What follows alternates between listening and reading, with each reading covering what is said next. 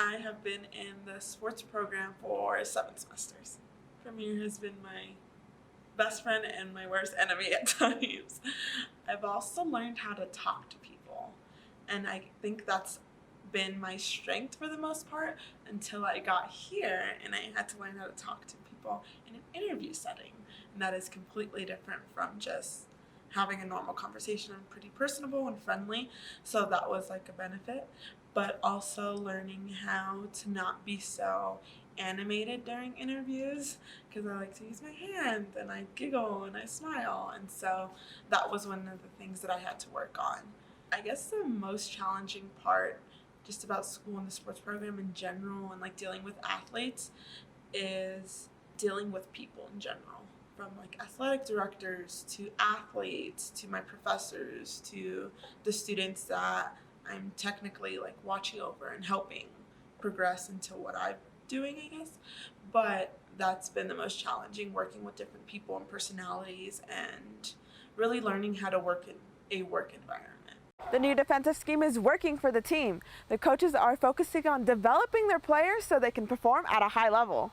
NAU football is not the only program seeing growth right now. NAU tennis competed in the Big Sky Championship this past Saturday. Two teams have hit the end of the road for their high school season, starting with Coconino football. Flagstaff High School football has a leg up this season. They're 5-3 compared to last year's 3 wins and 7 losses. The NAU men's basketball season is officially underway, and after a tough loss to U of A, head coach Shane Burkhar is keeping his head up high for this season. And the reason why? It's homecoming week.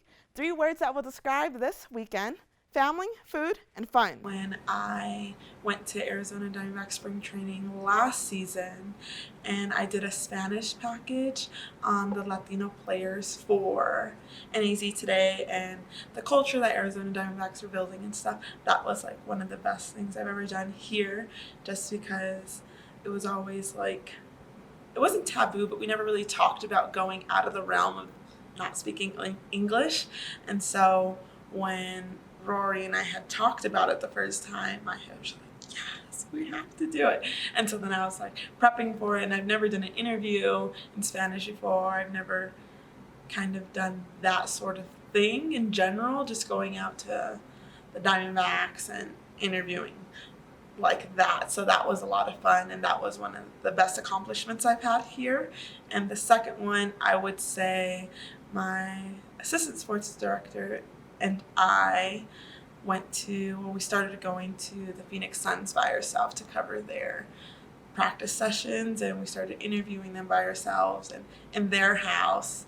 And that was a lot of fun and interesting because we got so used to seeing them here, and then we started going over there and it was a completely different vibe. We were like in their house around their beat reporters, and that was very intimidating, but it was a lot of fun and I learned a lot. We started seeing their faces often, and they would give us more eye contact, and they had more to offer than just like the first time that we had went, when they were just kind of like, yeah, okay.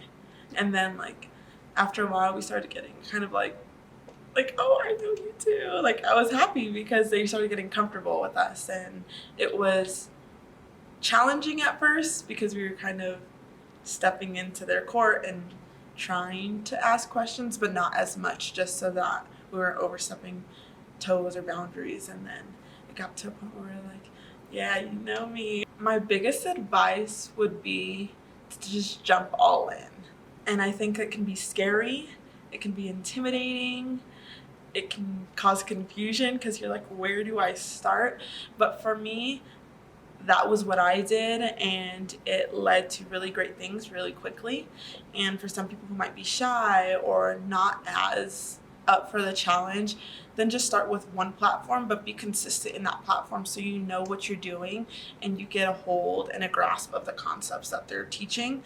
Because at the end of the day, this is your experience. Whether you claim it or not, this is what you're gonna be doing for that semester or next 2 semesters, or like me, 7 semesters later, I'm sports director.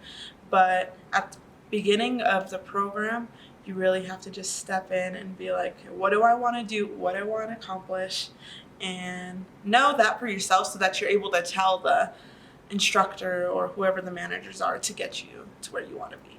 If there's one thing that remains the same, despite all the roster moves in the Diamondback clubhouse, it's their culture. Throughout the world of Major League Baseball spring training, it's a time for fans to see their favorite players back in action.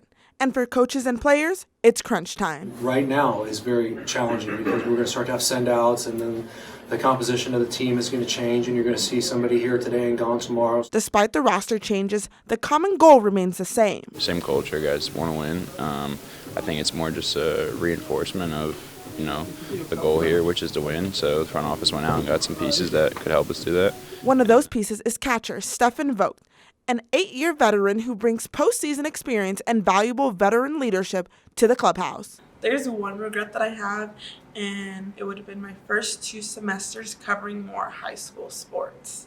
So the first 2 semesters I was in, I would do it a little bit. The first semester I would just go every now and then to kind of see. And then the second semester I was all in, but I only ever shadowed people who are covering college athletics. And here, at least at NAU, the community to the high school athletes in sports is a whole nother level, and it's amazing and it's a lot of fun. You get to learn about those players, I feel like, at a more personable level than with the NAU athletics, because the high school students, they have a lot more going on and they are really invested into the sport that they're playing, and they want to go somewhere. They haven't gotten to the big stage yet to where they've made it to college athletics, and they're having all these opportunities as interviews. And so something I do regret is spending more time with high school athletics when I first got into the program. But you got this.